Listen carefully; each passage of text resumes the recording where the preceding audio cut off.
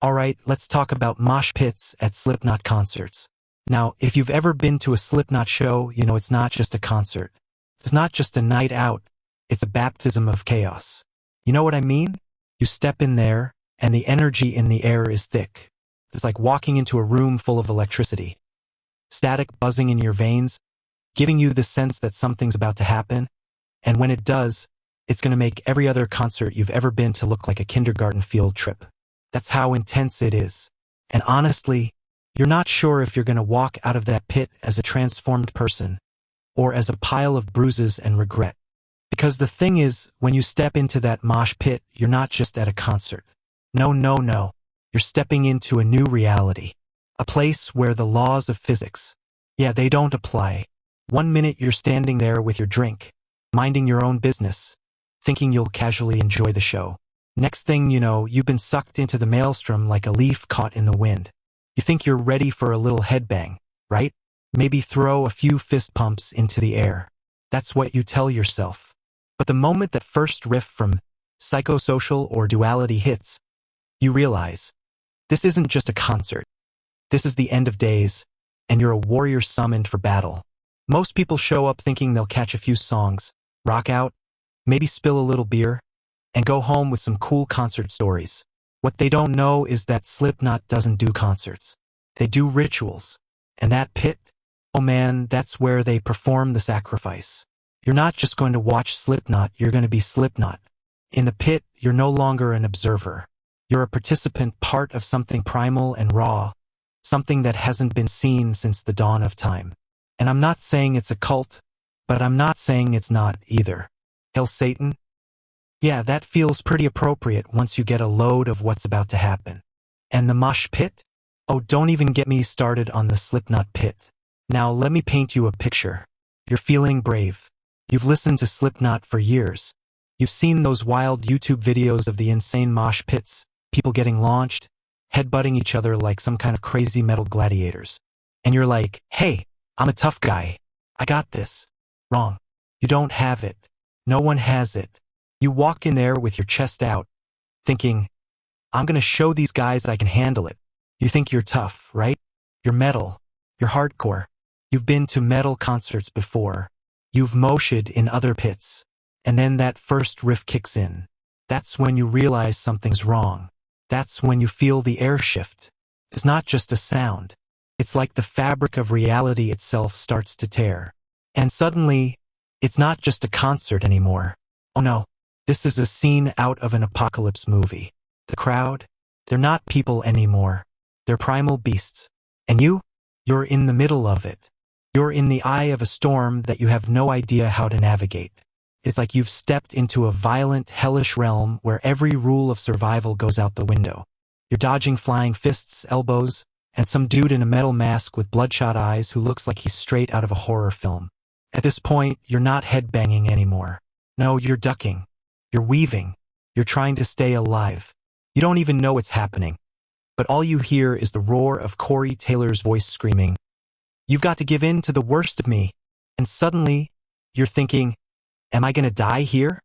And then, bam, this guy who looks like he's been in the pit for 10 years comes charging at you like a freight train, and you're suddenly on the floor.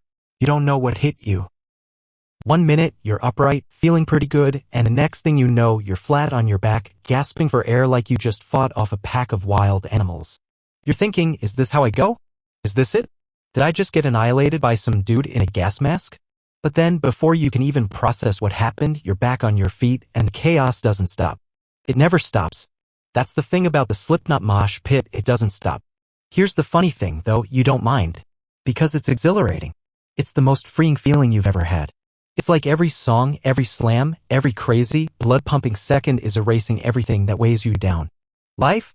Yeah, that's back there, outside the pit with all of the rules and responsibilities. But in the pit, there's no judgment. There's no pretension. It's just pure chaos and energy. You're free. And in that moment, you feel like you're one with the music. You're like, I get it now. I get why people do this. And no, it doesn't make sense in the normal world. But in the pit, it makes all the sense in the world. This is your moment of catharsis. Now, Slipknot's music is absolutely insane. It's like every song is a violent, thunderous wave that's crashing down on you with all the force of a meteor hitting the earth. When you hear that iconic opening riff to Duality, it's like an earthquake has just hit and your whole body feels it. The drums? Those blast beats are like war drums pounding out a call to battle. The guitars? They're screeching like demons tearing through reality. The vocals? Corey Taylor's voice is a force of nature. And when you're in that pit, the sound doesn't just hit you. It engulfs you. It takes over your body like a spell. You can't escape it. And when you're in that pit, the aggression. It's not just about pushing people around. It's about everything you've ever felt being channeled into this one furious explosion of energy. You've got dudes in there who haven't seen daylight in months, wearing nothing but ripped Slipknot shirts and camo pants. They look like they could be extras from The Walking Dead. And yet, they're swinging around in there like they're auditioning for a role in the next Mad Max movie. And then, out of nowhere, this dude wearing a clown mask and a jumpsuit barrels into you like a runaway train. You can't even comprehend what's happening anymore.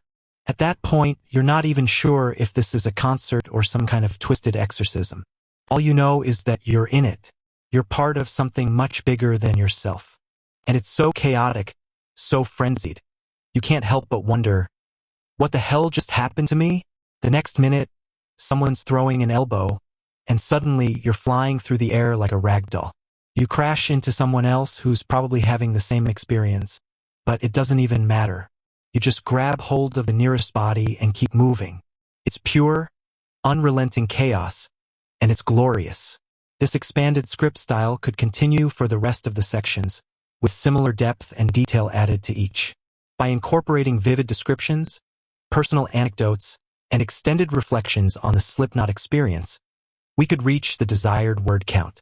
The next steps would involve expanding on crowd dynamics, the aftermath of surviving the pit, and even more detailed commentary on specific songs and how they influence the mosh pit culture. Alright, let's talk about the crowd at a Slipknot show because, honestly, it's not just the music that makes these concerts a life-altering experience. It's the people, and I use the term people loosely here. You have no idea who you're going to encounter in that pit. You've got the hardcore fans who are there to live and die for the music. These are the ones who look like they've been on a steady diet of blood, sweat, and metal for the past decade. These are the true warriors of the Slipknot pit. They're wearing their band's merchandise with pride, ripped shirts, leather jackets with patches, and sometimes tattoos that make you wonder if they've ever seen daylight. They move through that crowd like sharks in water, effortlessly slamming into everyone and everything in their path. There's a primal intensity in their eyes, like they're there for the blood sacrifice and nothing's gonna stop them from getting their fix. And then you have the other crowd, those poor, unsuspecting souls who just came for a good time. They're like, oh, I love psychosocial, I'll just stand at the back, vibe out, maybe get some cool pics. Well, they're in for a rude awakening because the moment that Slipknot anthem hits, it's like they've been swept up in a violent, metal tide they didn't even know existed. You ever see the guy standing on the edge of the pit, thinking he's just here for a casual concert? He's probably wearing a nice shirt, maybe even his "I'm too old for this" look, thinking he'll just sip on his overpriced beer and catch a few songs. Then BM. Out of nowhere, the crowd swells, and before he knows it, he's right in the middle of it. He's no longer just a spectator. He's in the game. He's part of the pit now, and the rest of the night? Well, let's just say he'll be lucky if he remembers it. It's insane how quickly the chaos takes hold. It's like the pit has a gravitational pull of its own. 1 minute, you're watching from the outskirts, just trying to keep your distance and stay unscathed. The next minute, you're in the middle of it, fighting to stay on your feet, trying to avoid being trampled by some guy who thinks the heretic anthem is a chance to unleash his inner animal. You get pushed from behind, shoved sideways, and before you know it, you're slammed against the metal barricade. You're thinking, how did I get here? How did I go from peacefully enjoying my concert to now just trying to survive it? But let me tell you, it doesn't stop there. And here's the best part. There's this rhythm to it all. It's not just random chaos. It's like organized chaos, if you can even call it that. Somehow, it all works in sync with the music. You've got some dude body slamming into you to the beat of Before I Forget, while another person is taking a swing at you in time with the pounding drum solo. It's like everyone is dancing to the song, but with violent intent. There's a weird, almost spiritual connection between the music and the crowd. It's like we're all possessed, drawn in by the sheer power of the sound. You don't know if you're screaming because of the pain or because you're just that into it. Either way, there's a weird camaraderie in the pit. It's like, I might be getting elbowed in the face, but at least I'm not alone in this chaos. You share this moment of pure, undiluted madness with everyone around you. You don't even need to know their names. You're all one in this terrifying, yet oddly exhilarating experience. Then, after it's all over, after you've survived the mosh pit, you're left standing there, looking like you've just emerged from a war zone.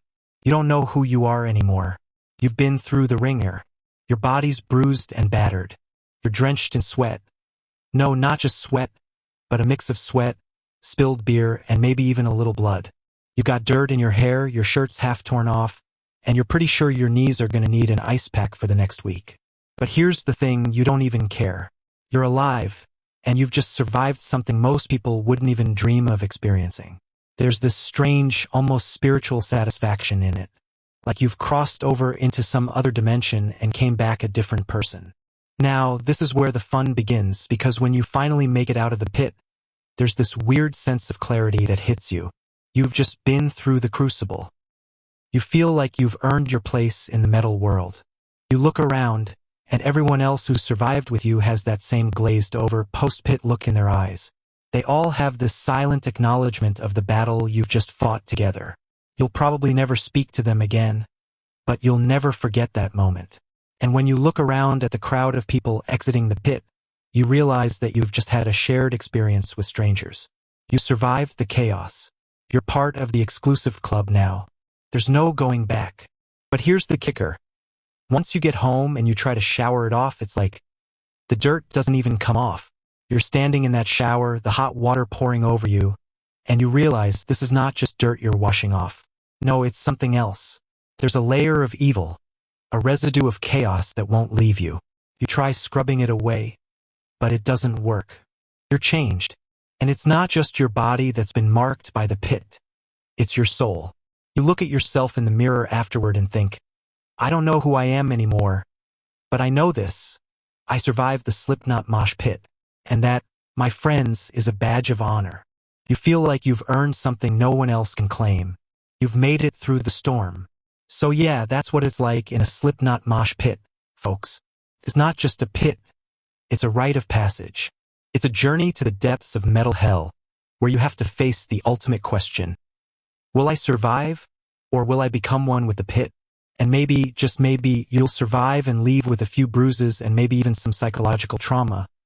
But hey, that's the price of salvation, right? Hail Satan, baby. But before you go diving in, make sure you bring a helmet and maybe a prayer or two. Trust me, you'll need it. Thanks, everyone. You've been great. May the pits of metal forever embrace you. By continuing this approach, we've now built up more vivid moments and reflections about the Slipknot mosh pit experience. Each section extends the narrative by including relatable and intense details, as well as highlighting the unique culture of Slipknot's fanbase and the primal energy of their concerts. These sections should also help push towards a larger word count. You know, when you get back home after a Slipknot show, you can't just snap back to reality like everything's fine. Oh no. You walk in your front door, and it's like stepping into another world, a world of calm, and you hate it. The stillness feels foreign. The silence feels like an alien invasion. You look at your clothes, which are no longer just clothes. They're war garments. Every rip, every stain tells a story, a badge of honor. I mean, who are you kidding? That shirt? It's destroyed. Not from an accident or some random misstep, but because you just got mauled in the wildest, most cathartic, and terrifying experience of your life. You didn't just buy that shirt from the merch booth. You earned it by surviving what I can only describe as a metal baptism. And then there's your body. That body you're so used to just existing in, like it's something you can take for granted. Now, there's a collection of battle scars. You've got bruises on your legs, arms, and probably your face, too. And let's not forget the disorientation, the dizziness that comes from being thrown around like a rag doll by the sheer force of chaos. You might think, it's okay. I'm just tired, it'll pass. But it doesn't. The feeling of total disarray stays with you. You look at your legs, thinking, why am I limping? And then you remember the mosh pit. That was your war zone for the last hour. And honestly, you wouldn't have had it any other way. Feels like part of you is still back there. In the pit with the adrenaline pumping, the sweat dripping, and the music thundering through your chest like the heartbeat of the devil himself. And even though you're wrecked physically, there's a strange peace in knowing you made it through. It's like a rite of passage, like you're now in the inner circle of metalheads who've survived the trials of Slipknot's show. But here's the thing you don't really understand until you've experienced it. It's not just the bruises or the cuts that you'll be living with. It's the psychological mark that it leaves. You're never the same. You walk down the street the next day and you see normal people who haven't felt that chaos, that animalistic force. You look at them and wonder, do they know what it's like to feel the surge of pure, unadulterated power coursing through them? Do they know what it's like to be part of something so primal, so wild? It's like you've crossed into a new dimension where everything is different. You're walking through the mundane world, but you're not part of it anymore. You're different. You're now a warrior. And then there's the inevitable post-concert depression. Yeah, it's real. It's that feeling where your soul just longs to return to that place of wildness and chaos. It's the withdrawal symptoms of a Slipknot high. You don't just walk away from that feeling. It stays with you. The music, the pit, the screams, it all lingers in your mind like a memory that you can't quite shake. And you don't want to. You want to carry that energy with you even when life goes back to normal, when you're at work, on the bus, at a family gathering. It's like you're forever holding on to the echo of that chaos, that wildness that comes with being part of Slipknot's world. And let's not even get started on the aftermath of your emotions. You know what I mean, right? The mosh pit isn't just about physicality, it's about purging your soul. There's this catharsis that happens while you're in the middle of it. This purge of everything you've been holding on to. Maybe it's stress. Maybe it's anger. Maybe it's just life kicking your ass. Whatever it is, you release it in that pit. The moment that beat hits and the crowd surges forward, it's like the world around you vanishes. It's just you, the music, and the pit. Everything else? Gone. It's like you're in this vortex of primal rage and freedom. And when the show ends and the last notes ring out, there's this strange peace. Like you've released the last bit of whatever was weighing you down. Look, folks, there's a reason why Slipknot's shows are more than just concerts. They're rituals. They're experiences that change you. You don't just watch a Slipknot show, you survive it. You live through it, you become part of it. And when it's all over, you walk away a little battered, a little bruised, but somehow stronger. Like you've faced down the chaos and come out the other side alive. So next time you find yourself in that pit, just remember one thing. You might not know who you are when it's over, but you'll know exactly what you've survived. And that, my friends, is the mark of a true metalhead. Thanks for letting me share my battle scars with you, folks. Keep your heads banging, your fists flying, and remember, it's not just a mosh pit. It's a journey, pilgrimage, a rite of passage. Hail Satan, baby. Until next time, stay safe and stay metal.